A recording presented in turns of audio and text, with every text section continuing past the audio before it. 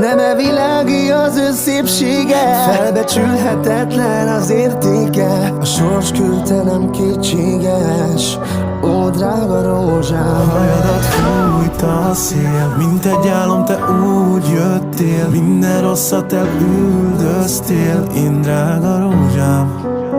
Ez egy hirtelen boldogság, eddig nem tudom hol voltál. Végül belém botlódtál, s így lettél. Túlélünk mindent együtt, majd tűzön vízen át.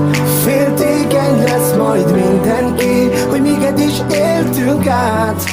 Túlon túl egy hercegnő a kastélyban várt rám. Feltétel nincs, mert így vagy jó, én drága rózsám. Jóban, rosszban melletted, mostantól mindig hűséges lesz.